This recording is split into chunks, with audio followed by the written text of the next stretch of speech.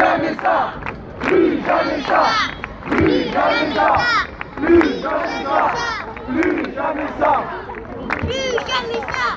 plus jamais ça, plus jamais ça, plus jamais ça, plus jamais ça, Plus jamais ça.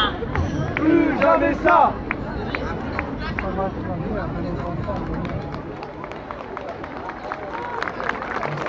Merci beaucoup.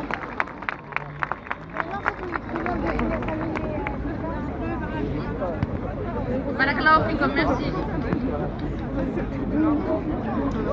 Alors il y a des femmes qui sont à la rue, comme je l'ai dit tout à l'heure.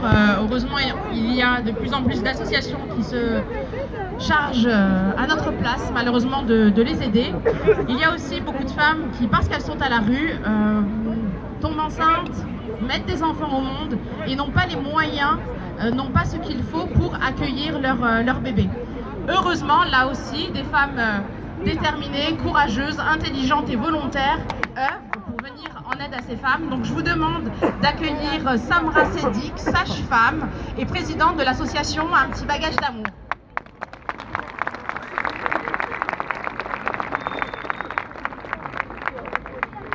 Bonjour à tous, salam alaikum. Salam. Je ne m'imaginais pas parler devant autant de monde, donc merci à tous d'être venus malgré le temps. Et je remercie aussi les organisateurs de me donner la parole. Donc comme vous l'a dit Ouiem, je m'appelle Samra, je suis sage-femme et présidente d'une association qui vient en aide aux femmes enceintes et aux bébés dans la grande précarité, dont certains se retrouvent à la rue. Bravo. Donc on m'a proposé de prendre la parole pour parler du thème d'aujourd'hui, de l'islamophobie. 1000 choses me sont venues à l'esprit. Déjà la première chose, c'est que je n'y arriverai pas. Arriver à synthétiser tout ce qui me traverse l'esprit quand on aborde ce sujet-là, surtout en ce moment. Voilà. Mais après je me dis, bon, je vais le faire. On pense à nos enfants, on pense à notre pays, à notre histoire et on va le faire.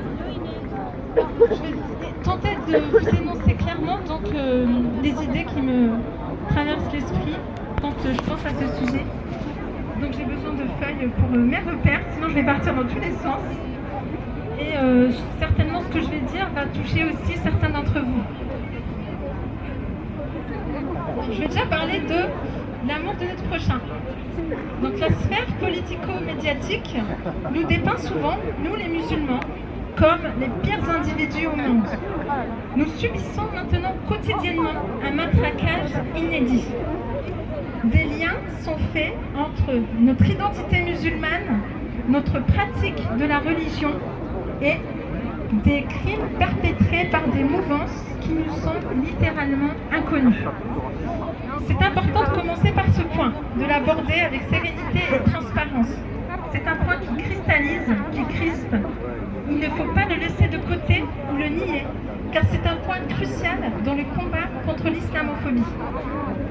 Aucun musulman ne le niera, aucun.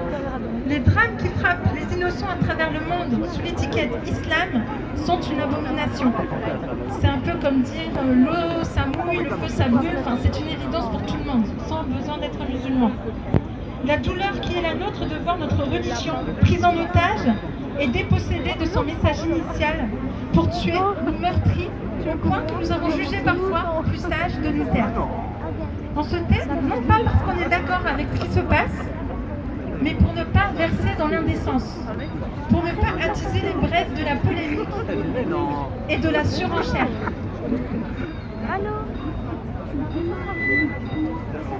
Combien sommes-nous aujourd'hui parmi nous à avoir ressenti cette boule au ventre, ce malaise terrible après les attentats qui ont... Je vais après tu fais tout en filmant là, t'es en train de filmer, tout en filmant, tu me poses t'es en train de filmer là. Attends, et là ça filme là?